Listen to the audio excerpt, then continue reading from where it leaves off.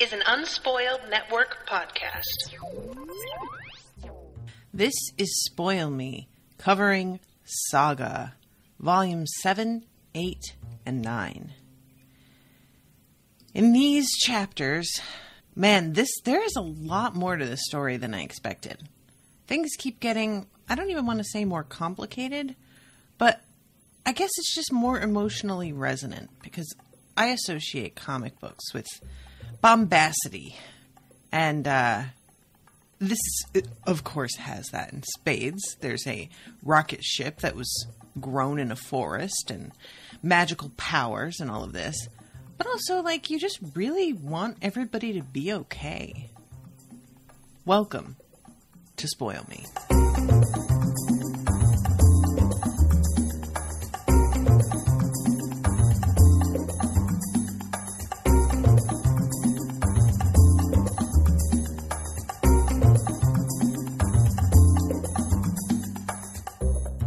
Welcome to the show, everybody. I am Natasha. Many, many thanks to Maccewill for commissioning this episode. I'm excited to be able to get a little bit further with this one.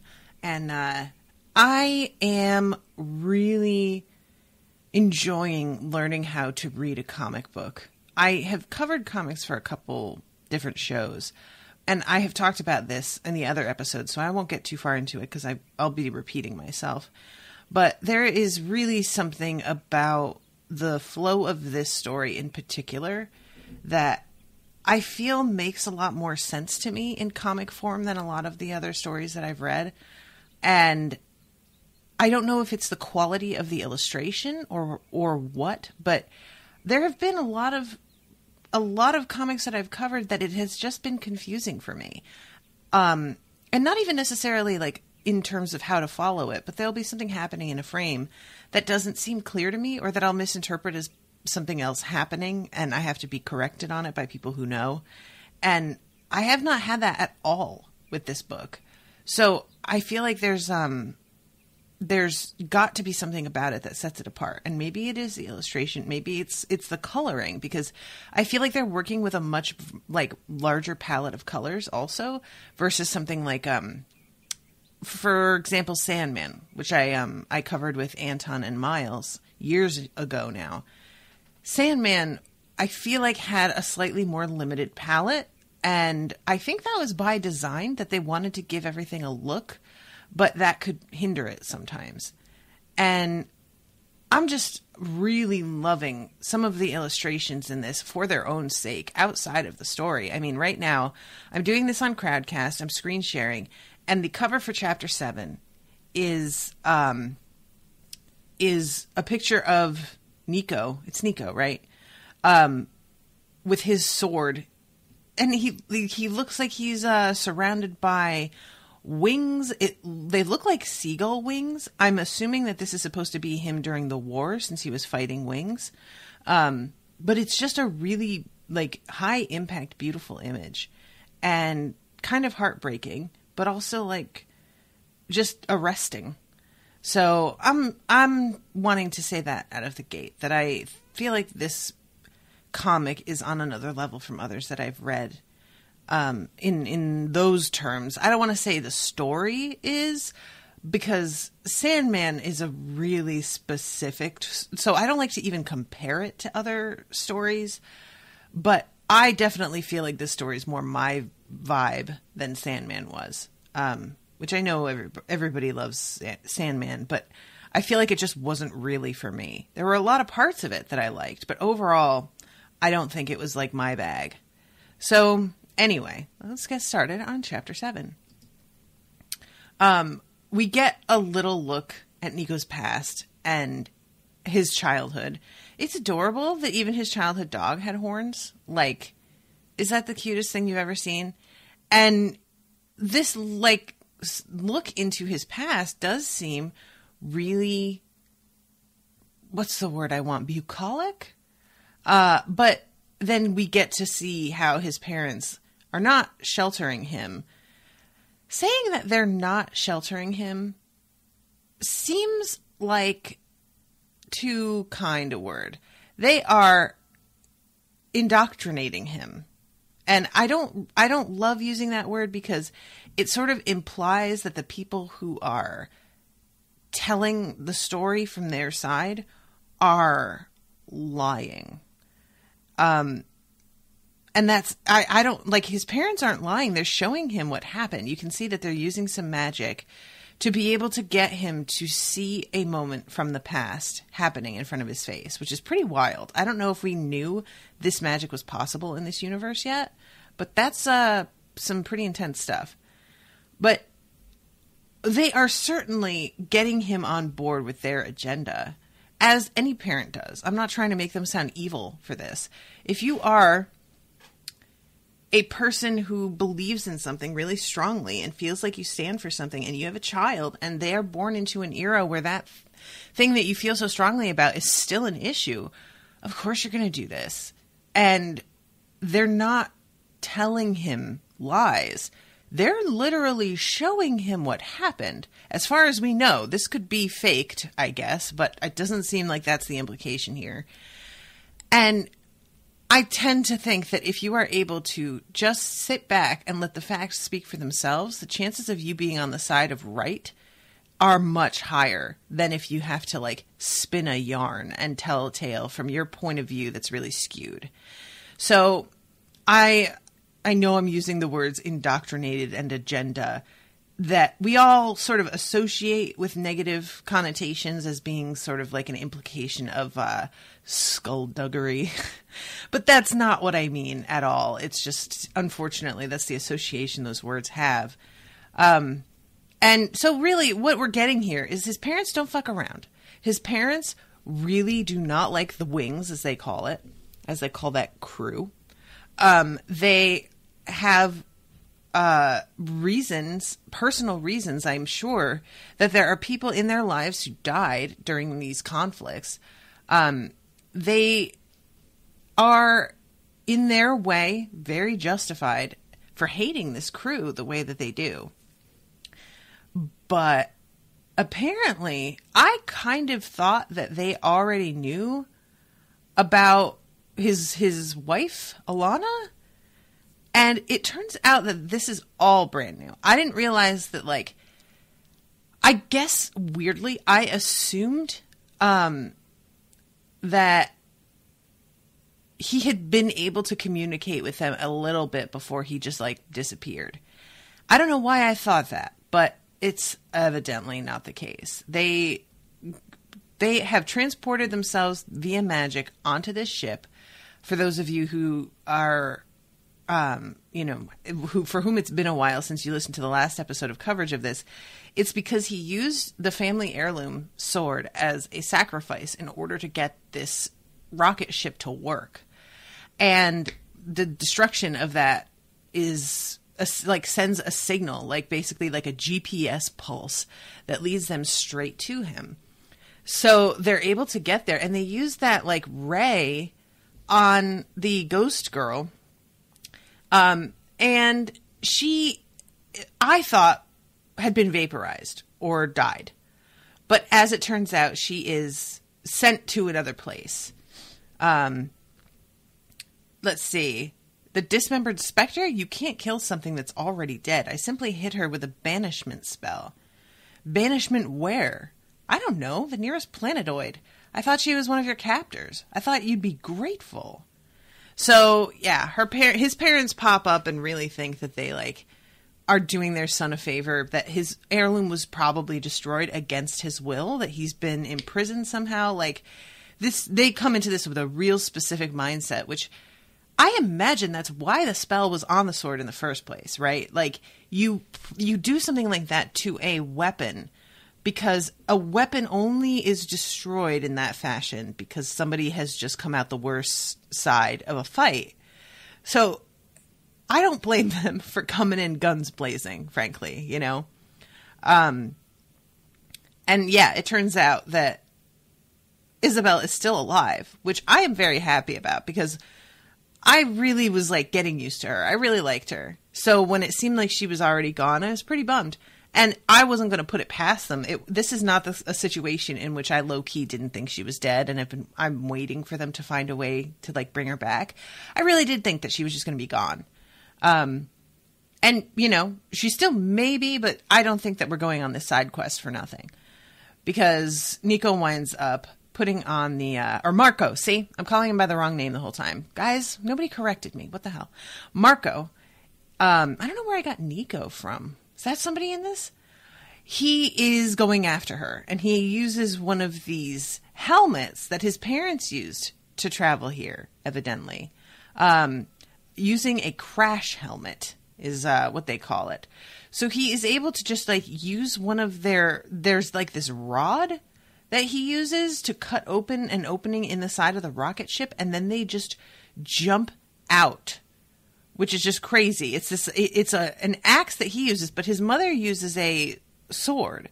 So evidently you literally just need to cut a hole, which is bananas to me that's like the exit.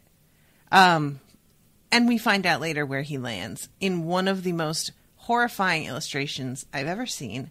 And I'm not going to talk about it yet, but I considered sharing it on Facebook, and then I worried that it would get me banned. So yeah, Marko runs off, leaves Alana on the ship with their baby, and his father, who, of course, his mother is the more aggressive of the two, but Alana does not know that yet, so she's assuming that his dad is going to be a fucking problem. Like, you know, for good reason. Not only is this man one of the ancient enemies of her people, like part of that crew, his wife just seemed really... Oh, what's the word I want? She wasn't like cruel or anything, but she's very defensive at the very least. And he doesn't know her, and I just understand a lot why she's like worried about this. So he's talking to her, and like you can tell from this, the way he phrases everything, he's trying so hard to be good, but it's just coming across in this way. It's really like a nice illustration of microaggressions. You know, obviously these are two races that don't actually exist in our world, but you can definitely align parts of this conversation with the way that, you know, white people would talk when they're trying to talk to a person of color in any way about their being with a member of their own family. Like, I'm just going to read this. You'll have to excuse my wife. It's difficult for her to see her only child with someone of your background. What is that supposed to mean? For one thing, her mother died in Logan Camp. So? I wasn't even born when that happened. Besides, all my uncles were slaughtered at Southmore. And what? You think Landfall's response was proportional? Is that what your history books taught you? Yeah, not having this conversation. Just a moment. The child. Is it normal? And at this point, she winds up binding him up in a bunch of vines from the inside of the ship, because this ship is awesome. And there are vines and moss and glowing mushrooms and everything in the background, and it's the best. I love it so much. I love the design of a lot of stuff. Not just the design, because saying that makes it sound like I just mean what it looks like on the page, but somebody came up with these ideas, and I'm in love with it. I really wish that I had the brain that was open to more possibility than it is. I used to be. What happened? You get old and just lose touch with fun. It's a shame. And I like to think that I'm more in touch with fun than most adults. I really think I am. And yet, it's still like so hard for me to think outside the box. It happens to the best of us. So yeah, please, I just want to look at her. If she's really my granddaughter, I'm just like, if she's really your granddaughter, I don't know if he knows how that sounds when he says it. I think he's really just trying to be like, well, you know, this is important to me because I had no idea I had a granddaughter. Is she really? Wow. I think that's what he means. But when he says that way, it sounds like he's implying that maybe this isn't Marko's kid. I don't think he means it that way, but I feel like she kind of hears it that way because of how she reacts. So yeah, she strings him up, and then we go down to the planetoid, as it's called, that Marko and his mother landed on. I don't know if we ever find out his mother's name. I don't feel like because his father calls her his wife, or Marko's mother. I don't think he ever calls her by a name. But yeah, this planetoid, it's really weird. We find out a little bit later that this is actually a giant egg, and that it is going to hatch very soon. But where they land is like a broken city. It's ruins. There's buildings, stone buildings. And there are clouds hovering above all of this that have a weird look to them, almost like the clouds are also stone. So they might not be clouds at all. It might just be that it's like, pieces of rock floating above. Like, I don't know how this planet works, since it's not even a planet. When his mother joins him, of course, he did not know that she was coming, and he's very upset that she left Alana alone with his father. This point, his mother is just kind of ragging on him. First, for being too loud, landing in a strange place. Second, for breaking their family heirloom. And when he says, I had to do this to save my family, she says, and yet all you actually did was reveal your whereabouts to anyone with half a brain. It's a wonder that that freelancer didn't find you before we did. What freelancer? The one who came to visit us. Who? Mom, did she call herself the Stalk? The bounty hunter? It was a male, actually. Didn't give his name, just demanded to know if we'd heard from you, which we obviously had not. So, yeah, I had forgotten about the fact that the Stalk came after them first. I can't remember exactly the sequence of events with everything going down there, but I had thought that Marko had gotten knocked out before she arrived. But maybe she's the one who knocked him out. But anyway, his mother tells him that because of, somebody obviously being sent to kill him, she and his father reached out to Wreath High Command because they're trying to track down whoever hired these bounty hunters. And she says, your father, let's see, I began to worry you'd gone AWOL, but your father refused to believe that was a possibility. He thought it more likely you'd been kidnapped. Either way, he said it was up to us to rescue you. I wanted to wait until we had more information, but your father insisted we leave at once and by the fastest means available. And at this point, Marko is looking at these crash helmets and says, how the hell did you guys ever afford a pair of these? And he says pair is in bold. So obviously these shits are very expensive. And she says, we sold the house. And he looks absolutely heartsick and says, how could you be so stupid? And she slaps him across the face. So I'm assuming that what she means when she says we sold the house is that when he disappeared, they were so panicked that they were willing to do anything they needed to find him. So, it really is kind of a stretch for him to be like, how could you be so stupid? When they were doing this because they were really worried something was wrong and you were totally not incommunicado, as they say. So maybe don't say that, Marko, because you are sad that the house is gone. They didn't know and they did the best they fucking could.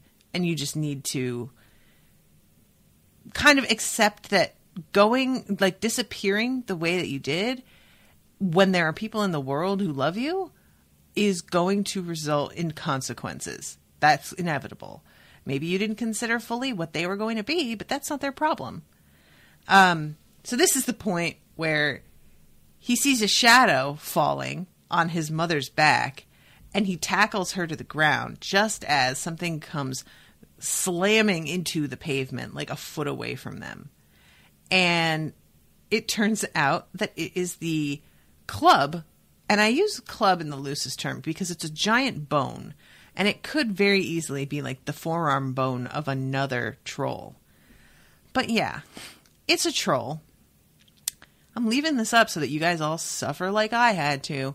On the Crowdcast, I'm screen sharing. Guys, this is no bueno. I hate it so much. This is a troll. Naked. Very fat. 3 eyes. Messed up teeth. No hair. With a penis that looks like it's maybe about a foot long, which sounds like it's pretty big until you see that the ball sack is like 7 feet long. More, maybe. And covered in God knows what. Those could be boils, warts. It could be like, calcified like body tissue. God fucking knows. It's the worst thing that's ever happened. I hate it more than anything in the world. And Maccewill, I will never forgive you. I will never forgive you. I will never forgive the illustrators. I hate it so much that my poor brain almost broke. Oh my God. I hate it. I hate it. And they show it again from behind later. And it's like somehow worse. Okay. So we go back to a voiceover from the baby's perspective. Hazel, we find out her name last time. We are small, but the universe is not. That's how my family hoped to survive the many diverse entities who wanted us dead or worse. As long as we kept moving, our pursuers would have little chance of finding us in the vastness of space. Sooner or later, they'd have to give up.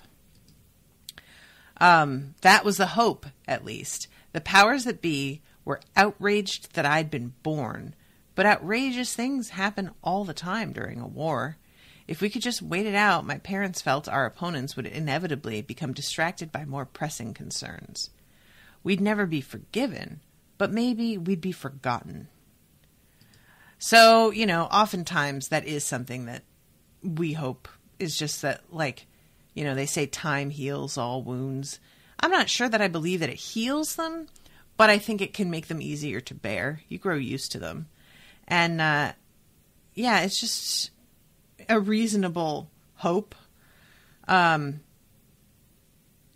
So still, for all the royal automatons and deranged mercenaries out there, only one thing can really destroy a family.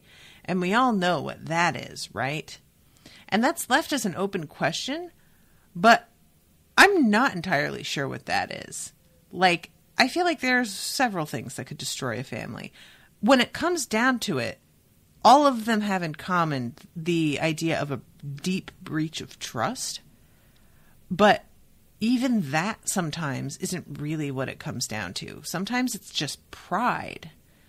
So I don't know. I'm not entirely sure what this voice is getting at here. But so we go to Alana, and she is holding her baby, eating a piece of fruit, kind of taunting Marko's dad, who is still held up in these vine bondage bits.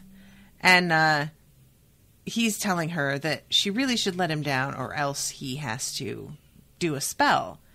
And she says, well, you need an ingredient for your spell. And she very stupidly tells him what it is. She says, thanks to Marko, I know that spells need ingredients. You're not vanishing those quick vines without a secret, something that's never been spoken out loud to anyone. And unfortunately for you, I've told your son everything. And you think I don't have secrets of my own? Like what? You're wearing men's underwear beneath that snazzy skirt? And he says, I have less than a month to live. And drops down. Alana, girl, what are you doing? Telling him exactly what he needs to get down from there and acting completely at ease, like he's not going to have... You really think that it's not... I don't know what she was doing right there, but the stupidity of that moment really lowered my opinion of her a little bit. I don't mind the overall result that he escaped, because obviously it wound up leading to a really nice moment between the two of them later. But they had to make her a little stupid to get this to happen. And I'm always bummed when I feel like writers have to drop the intelligence quotient of their characters in order to force a plot point to happen. So yeah, this was not my favorite, this moment of hers. But yeah, he winds up knocking her out with a sleep spell and takes the baby for whatever reason, because she winds up waking up later and all he's done is like put the baby in the crib and send her to sleep. I guess he assumes that she's going to fight back and try and tie him up again. But, you know, there's a real threatening moment there of him holding the child. And then when we come back, it turns out he's not doing anything to harm her. But it did make me worried for an instant. I was like, I don't think this guy seems like he's hateful, but he doesn't have to be hateful to do something really dangerous, and that could screw things up for them. So that's the end of 7. We go to 8, and I love the opening illustration for 8. It's a picture of Alana when she was back in her army days, and she's sitting on like the fuselage of a ship, blowing a bubble and listening to her headphones while reading a book. And I love her headphones are like bright pink. The bubblegum bubble is bright pink.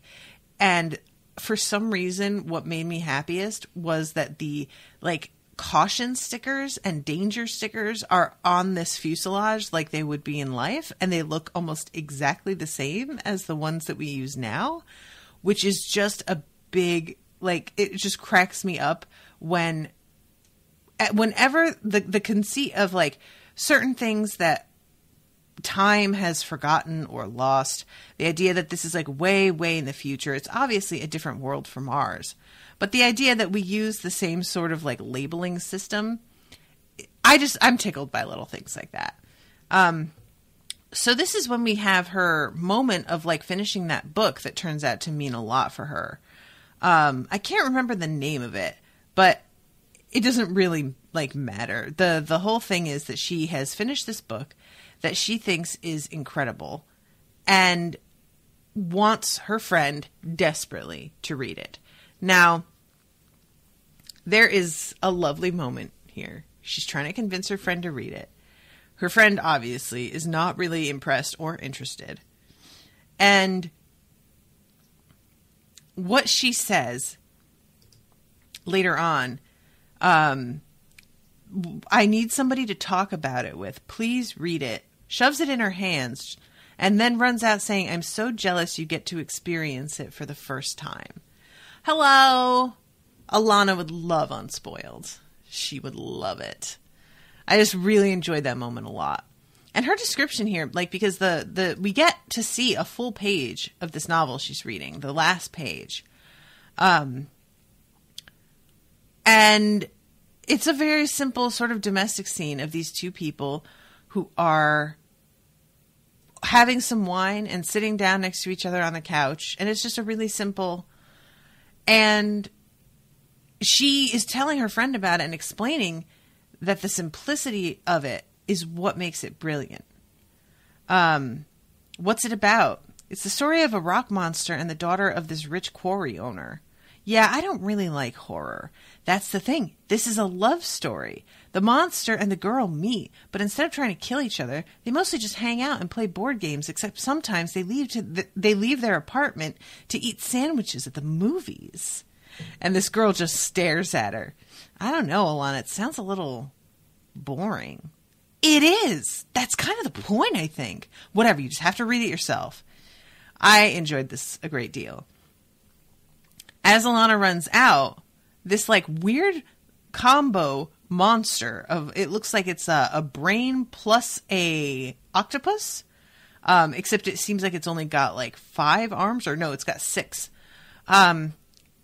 Says to this woman that the other guard, I told you guard duty with her is the fucking worst. I feel so bad. Alana just likes the thing. Why does everybody have to be such dicks about it? Jesus Christ. Ooh, forgive me, guys. I have either a cold or just bad allergies, so I'm trying to have some tea to loosen things up a little bit, because I think you can tell my voice sounds a little weird. But I just spilled that tea all over myself. So we have her doing her rounds and like going past all of these different prisons, and they're it looks like they have this sort of force field instead of a real solid wall. It seems like it's sort of, something that can be turned on and off rather than like opened and closed. And this is where she first meets Marko, where she first sees him. He's in a jumpsuit and he's like chained up, as opposed to another guy that she walks by who's just sitting on a cot. So for whatever reason, Marko's being given very different treatment. He's trying to talk, and he's trying to use her language rather than his own. She tells him no talking after sunset. And he's trying to say peas, peas. And she says, she thinks he's talking about peas, like the food, and tells him, if you didn't eat your dinner, that's not my problem. Mess is closed for the night. And then he says, peace be unto us. I and you, not as alone as we feel. And she gives him this look, like, of shock, of what's, I'm trying to come up with the word I want, because whatever he got to her somehow with saying that. And she backs up and she decks him in the fucking face with the rifle butt. And it looks like knocks out a tooth, at least one. And says, I said no talking. And the caption here is, in romantic comedies, this is called the meet cute. I've always hated romantic comedies. So yeah, wow. That's really tough to watch, her beating up on somebody like that.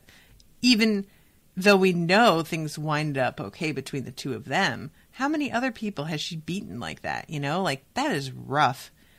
So she wakes up and is very confused at first. She sees Marko's dad hovering over the crib and mistakes him for Marko at first because she's so out of it. And is like, what happened to your hair? And when she tries to like jump out of bed, she falls down almost immediately. Whatever the spell was that he put on her obviously has some residual effects. She says, help me. And he says, if you're talking to your rocket ship, it's already agreed to assist with my project. I'd like to finish before my wife and son return. And he doesn't tell her what it is, but he's phrasing it in such a way that seems really sinister. We find out later what it is, and it's adorable. We're going back to this troll now. Guys, I hate this so much. I hate it more than anything else. Oh, God. Marko, for his part, does not want to kill it because he suspects that Isabel is on this planet, and maybe this thing has seen her and knows what happened to her. So he works with his mother to bind it, basically, using almost ropes, or like magical ropes around its legs to trip it and get it to fall. And they question this troll, and he said, oh, right. I forgot that him and his mom get in a fight before they even get a chance to question it. Because he says, this creature might have seen Isabel. I want to try using my ring to ask it some questions. And his mother says, do you mean Gwendolyn's ring?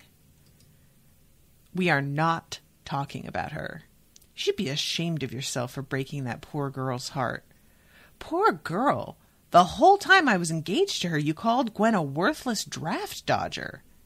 At least she was rooting for the right team, unlike that overgrown housefly of a wife you decided to bed down with, and he zaps at her and almost hits her. She like backs out of the way just in time. He's like, that is the last time you ever say a cruel word about the mother of my child.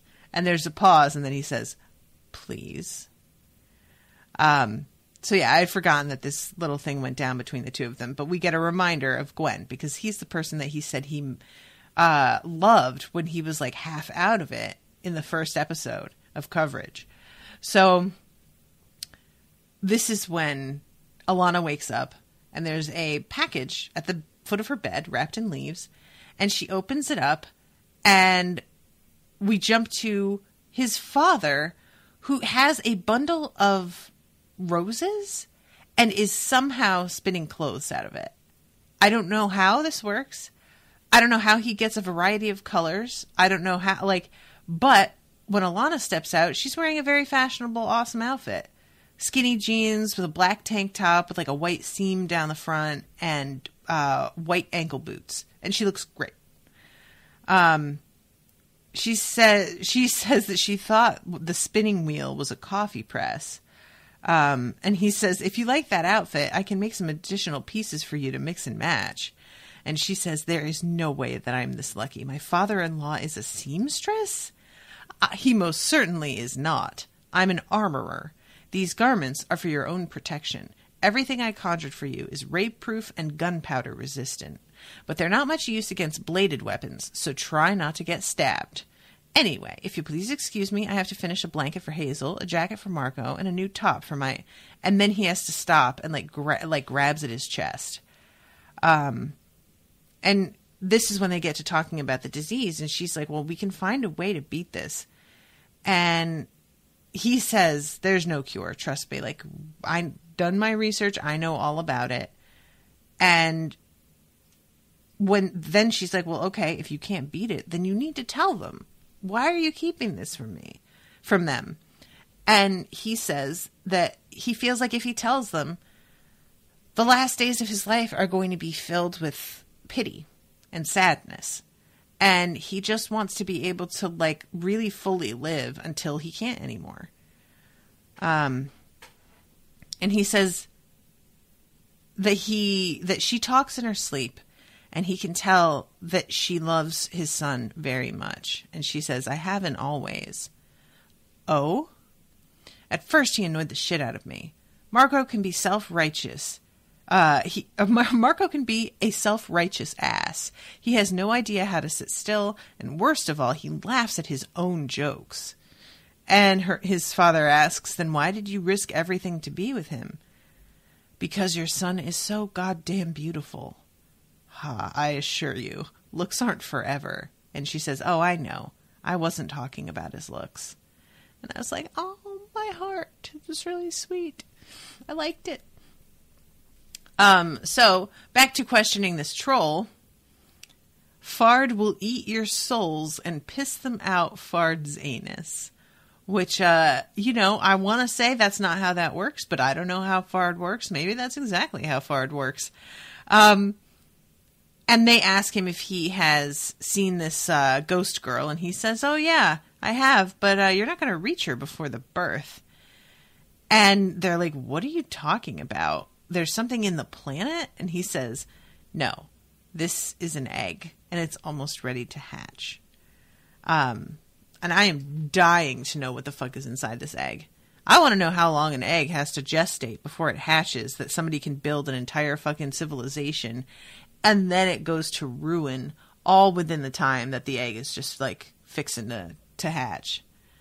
So we go back to the agent that looks like a seahorse that handles all of the bounty hunters. I don't know what this character's name is. I'm sure that it's been mentioned a couple of times. I feel like it's something like Sebastian or something that's like very long and elegant, but I can't remember what it is. So he's talking to one of these mercenaries who's called the March. And the March has this giant handlebar mustache that goes out past the sides of his face and a mohawk. And he just looks crazy. And I really want to find out what's going on with him. But he's mad because he didn't get paid for killing the target that he was assigned to. And his agent is like, listen, I understand you're pissed, but they may never assign you anything again if we really push them on this. Which just like, why do you want them to assign you something again if they're not paying you in the first place?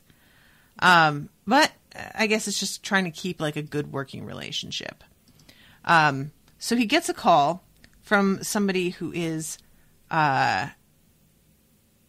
upset that nobody has gotten a hold of Marko and Alana yet. And he's in the middle of arguing with them about how they're going to get a replacement, blah, blah, blah. This person says, where is the will now? lady, I don't give out my guy's private information over the phone. And then suddenly you hear, then you can tell me to my face. And behind him is standing Gwendolyn. Gwendolyn is the coolest. I mean, I don't know what her personality is like, but she's got a staff that looks a lot like the one that Rey has in Force Awakens. She is wearing a rad outfit of white shorts, a like white belly shirt that's a tube top, a white blazer, and like a white thigh holster, or maybe it's just a decorative like white strap. I don't know. And she has a big afro with two white gray horns coming out in front of it. And she's just so cool looking. I love her. And so we're meeting Gwen for the first time. Chapter 9. This is so frustrating because you want it to be true so bad. And of course I was like, this can't be true. But I was hopeful despite that. We see Mama's son, I think is her name, the woman thing that runs the brothel, Sextillion, who took back this little girl that the Will was trying to rescue. And she's saying, honestly, what is wrong with you? And behind her are two guards that are... So the look that Mama's son has is vaguely gladiatorial, right? She's got like the sandals that lace up to her knees. She's got like this one-piece sort of bathing suit sort of outfit on that looks almost like it could be armor. And the helmet that she has on just sort of has that vibe also. Well, behind her are a couple of creatures that also have the look of like Roman soldiers in that they are shirtless and wearing short leather skirts and knee-high boots, except they don't have heads. Their faces are on their chests. It is, instead of nipples, they have that's where their eyes are, and their tongues are appearing to come out of their belly button. I don't even know. But anyway, there's this big confrontation where the Will manages to save this little girl with the help of the Stalk, who is inexplicably alive and has like a big scar across her chest. And it seems like they are able to take these people out with like no problem at all. And then lo and behold, it's a dream. And it's just a really creepy moment when the little girl like turns to face him and she's got the eyes of Lion Cat, and for whatever reason her mouth is full of blood also. But when he wakes up, Gwendolyn is right there, and she is trying to pressure him about finding these two. She mentions the family heirloom, my grandparents' translation pendant. We used to be part of a set, actually. And she says this with the sadness, and she looks at her hand. And we find out later that there were like 2 engagement rings that went with it.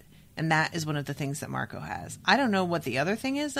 Like, what happened to the other ring? Did Marko give the other ring to... Or did Gwen just take it off? The Will is telling her that he is going to have to drop this assignment because he has personal shit to deal with. And she says... like killing Prince Robot the Fourth, and he is really startled by the fact that she seems to know exactly what the hell is going on with him, that he's trying to avenge the Stalk's death. And she says that it seems like the prince is sent to deal with Marko, and that winged abomination he's somehow bred with, which means that finding this blasphemous family is also your best shot at finding your friend's killer. In other words, act like a professional and finish what you started. And he asks her why she's so invested in this. And she tries to say something about how Marko sullied the narrative. And he's like, yeah, that's not it. You definitely are like personally involved with him. And she says, absolutely not. To which Lion Cat says, lying. And the Will is like, yeah, no fucking shit, she's lying. Jesus, of course. So finally, He says, let me guess, boy breaks girl's heart, so now girl wants to watch him suffer and die. Trust me, it's more complicated than that. And then she turns and looks at Lion Cat and says, though not significantly, which I enjoy a lot. He tries to extort her for more money and tries to claim that it's necessary for the job, which Lion Cat says is a lie. And then he explains that he wants to rescue this little girl that's trapped on Sextillion, and that's why he's going to need the money. And she says that she'll do it. She's like, if I go and take care of this girl, will you just agree to do this fucking thing for me and get the show on the road here? And he thinks that's not going to work. What she does is call up Mama Sun and claim to be part of the Wreath Homeland Police. And that this girl was a, citizen of Wreath who had horns that were, like, removed. And that they want this little girl back, that her family is willing to just accept her back without pressing charges or anything. Well, it's a big fucking farce. And I could have told them that. Like, come on. Mama Sun isn't a fucking idiot. She didn't get where she is by being a fucking idiot. And she knows that this is a setup. And so she tells them, like, they'll meet somewhere else. And when they land there, of course, it's just they have this little girl. You know, they have her with them. For whatever reason, they brought her. That is the only thing that really doesn't make a whole lot of sense to me. I don't know if they were going to try and plan to use her as like an incentive to force the will to comply. But I don't know what he was going to have to comply with if they were going to try and capture him and take him back. But they say ownership is willing to make a revised deal, $30 million, which, like, you know, one could argue that's the reason they brought the little girl with them, but really it still really doesn't make, like, they have to know he doesn't have $30 million with him. They have to know that if he wasn't willing to, just the whole thing, but it's only because they need him to grab the little girl and run. So he holds something out and they think that it's a sword. And he says, ain't a sword, and presses click, and he says, it's a lance. And this thing comes shooting out of it very quickly, gets the one guy, like, in the chest, and then the will yanks it upward, and it splits the guy in half from, like, chest to the top of his head. And then Lion Cat attacks the other one. There's one remaining, and the will goes up against this guy, and it looks like he's going to have the advantage for a second. But this thing, which has the face, by the way, of like a mole, you know how a star-nosed mole? It's really, really creepy, and I hate it. This thing grabs him by the neck, and Gwen has to step in, and she zaps him, but she isn't able to kill him. And the will gives her the gun and asks her to finish off the job. We don't actually see that happen, so I'm not entirely sure how that goes. But she says, my ex taught me this one, before she zaps him. And it's pretty serious. Like, Lion Cat looks up in amazement when it sees what's going on. And the will says, stupid, weather casting is dicey. Shaves weeks off your life, too. Which, that's interesting. Shaves weeks off your life. How the fuck does that work? And they're able to get the little girl, and there's an adorable picture of her and Lion Cat, and they are curled up together. I'm going to actually screenshot this little image right now, and hopefully we'll be able to use this for the image for the episode, because I just think that's the cutest thing in the whole world. And the will, it turns out, does not have any idea what he's going to do with this little girl now. Because she, like, you know, Gwendolyn, honestly, as much as I hate and am grossed out by the fact that she keeps calling Alana an abomination and keeps talking about, like, breeding with her like she's an animal, all of this, I do really like this moment when she's, like, kind of getting Will to come to his senses. He says, take her home. She says, home? To the same people that handed her over to those assholes? He says, then to a shelter or something. And she says, those are just recruitment centers for the other side's cannon fodder. Will, this girl has suffered years of horrific abuse. She'll probably need counseling for the rest of her life. We can't just dump her in the middle of... And, she right, though. And I really appreciated that Gwen has the sensitivity to recognize this. At this point, the little girl is awake. And she tells Gwen that her necklace is sad and misses its friends. It can finally hear them again, both of them, not far from here. Gwen says, before Marko was deployed, I gave him the engagement rings that were forged with this pendant. But there's no chance he would have held on to them, is there? And the Will asks the little girl, where are they? Where? And she points and says, that away. And that is the end of Chapter 9. So they are about to try and find this chick. Or I say this chick, Marko obviously still has his on. I don't know exactly why, or what Alana has, if she has her ring on as well, if he used both, or if one of them got left behind. The fact that Gwen doesn't say anything about what happened to the second ring, she says Marko wouldn't have held on to them. So he must have both. So I guess he used one for Alana, which that's pretty...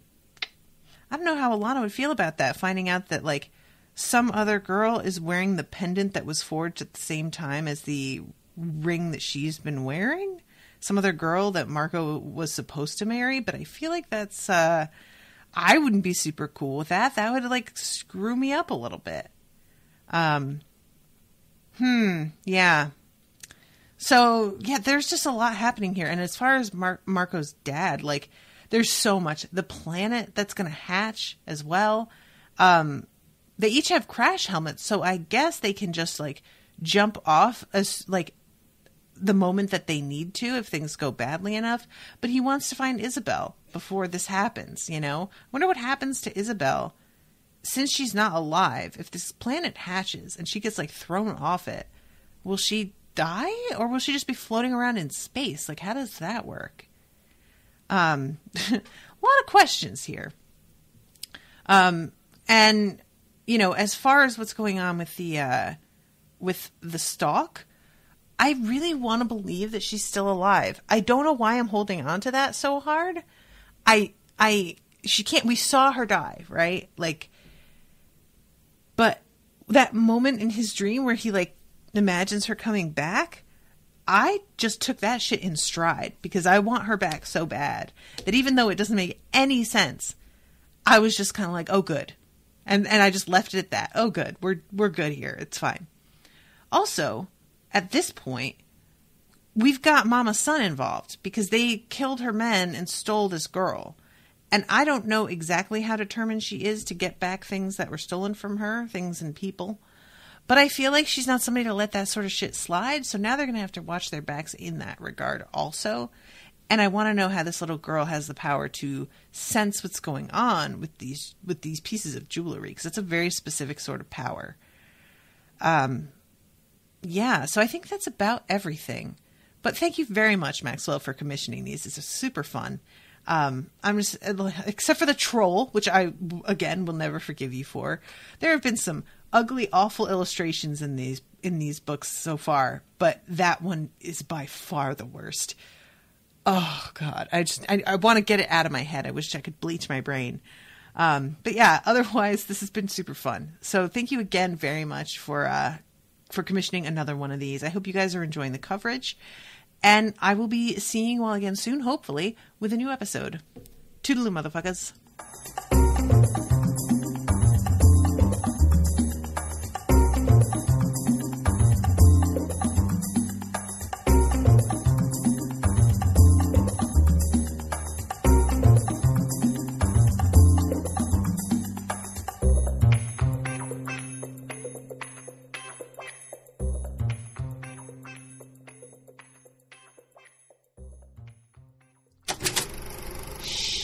This is an Unspoiled Network podcast.